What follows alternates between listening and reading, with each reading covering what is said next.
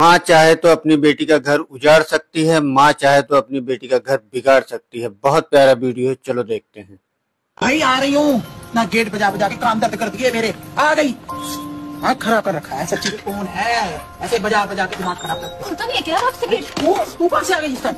मेरा ना दिमाग बहुत खराब है मम्मी। ओ ना गले में चुन्नी ना चूड़ियाँ ना कुछ, क्या कर क्या ये? मुझे नहीं पता क्या। मेरी सुन तो ले बात, मुझे क्या भागती जा रही है अंदर? नहीं, एक बात तुझे बताओ, शर्म नहीं आती? तू ऐसे आ रही है पागलों की तरफ। अपना हाल देखा तूने?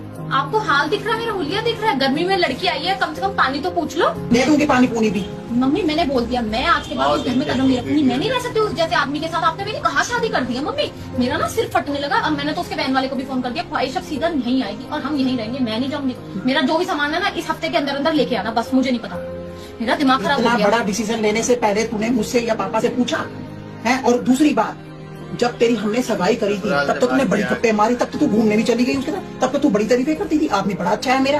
और अब तेरी शादी को कितना टाइम हो गया और उसके बाद कभी शिकायत नहीं मिली, ससुराल बहुत अच्छी है। और वन सवल्ले तूने कपड़े पहने, वन सवल्ले तूने ऐसे करी, कोई खाने की कमी नहीं, पहनने की कमी नहीं, कुछ रोक टोक नहीं। ऐसा कैसे अपा मच गया? हालांकि तू मेरे घर में मुंह उठा के आ गई। मैं भी कह रही कोई रोक टोक नहीं है, कोई मेरे ससुराल में कमी नहीं है, कोई मेरे सास ससुर में कमी नहीं है। मेरे को दिक्कत है बस मेरे आदमी से। क्या दिक्कत है? मेरी कोई बात सुनता, जैसे मैं चाहती हूँ वैसे नहीं रहता। वो कोई डमरू नहीं है कि तू डमरू बजाएगी तेरे साथ। मर्द है वो, मर्दों की जिंदगी अपनी होती है थोड़ी सी। तो मम्मी मैं क्या हूँ फिर? मैं उसके क्या कठपुतली हूँ? जब वो कहेगा मैं वैसे करूँ। जो लेडीज होती है उसको थोड़ा बहुत समझौता करना पड़ता है, ऐसे नहीं होता है। मेरे से समझौते नहीं होते। मैं समझौता क्यों करूँ? मैं उसके घर में गई हूँ, उससे ये तक तो होता नहीं है कि वो टाइम दे मेरे को, तो मैं क्या कर लूँ?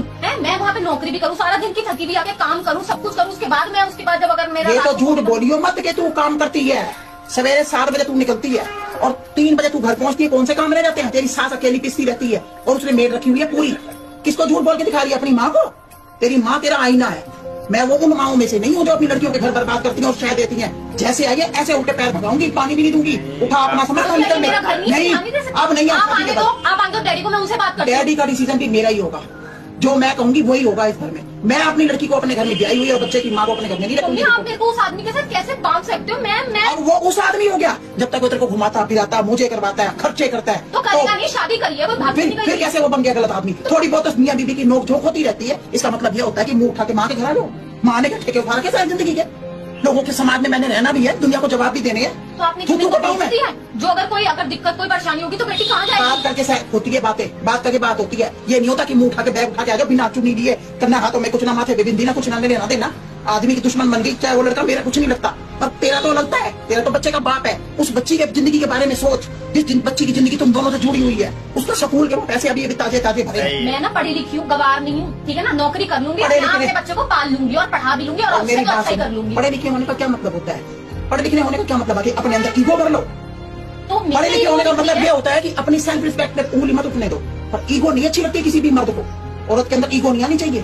तेरी माँ ने सारी जिंदगी तेरे बाप के साथ काटी है, पर मैंने ईगो नहीं करी। हाँ, अपनी सेल्फ रिस्पेक्ट में भी कभी क्यों झुकूं? हर बार मैं ही क्यों झुकूं? इसमें झुकना क्या होता है? पति पत्नी एक कमरे में रह रहे हो, वो कभी वो बनाता है, कभी तू बनाती है, कभी तू झुक जा, कभी वो झुक गया, बस। क्या हो गया? 100 बार झुकती हूँ ना, तो उसमें से वो बंदा 50 बार भी नहीं झुकता, वो झुकता होगा 40 बार। तो 40 बार तो झुकता है। वो मर्द भी होते हैं जो छित्तर मार के घर से निकाल देते हैं। तू तो खुद घर छोड़ के आ गई, भरी थाली को मार के लात आई है तू वहाँ से। गहनों में होने लगा रखा है तेरे को, अच्छे से अच्छा कपड़ा तू पहन के हर महफिल में तू सजी पड़ी होती है। पार्लर में तुझे मना नहीं, कहीं आने जाने की तुझे मना नहीं, स्कूटियों में तू ऐश कर रही है, मोजो गाड़ियों में तू घूम रही है। और क्या चाहती है दुनिया में तू? तेरे तलवे चाटे पैर के नीचे बैठ के वो मेरे घर से निकलने, मेरे घर में चला नहीं, अपना बोरी बिस्तर उठाओ, निकलो यहाँ से। ऐसी माँ नहीं होगी जो लड़की को शायद उछलती फिरती आई है मेरे घर में। तू एक दिन नहीं रखूंगी, चाहे मेरा बेटा नहीं है तब भी नहीं रखूंगी। अगर मेरा लड़का नहीं है ना, दो मेरी बेटियां, मैं तब भी नहीं रखूंगी तुझे। बहू बेटियों वाले घर में ऐसे काम नहीं होते। वो माएँ और होंगी जो गंदे संस्कार देती हैं अपनी बेटियों को। वो मेरे पसंद आई हो तो मैंने लड़की का घर बसाना है, उजाड़ना नहीं है। तमीज से रहियो वहाँ पर, और उसको दमाद को भी समझाऊंगी कि वो भी तेरी इज्जत करेगा पूरी की पूरी। उससे भी बात करूंगी आगे, या तो मैं उसको बुलाऊंगी या मैं उससे फोन पे बात करूंगा। पर मुझे तमाशा नहीं बनाना, घर नहीं खराब करना, ना मुझे बच्चे की जिंदगी खराब करनी। बच्चा वही रहेगा, नहीं पड़ेगा। ये मेरा लाभ इसी तरह निकल मेरे।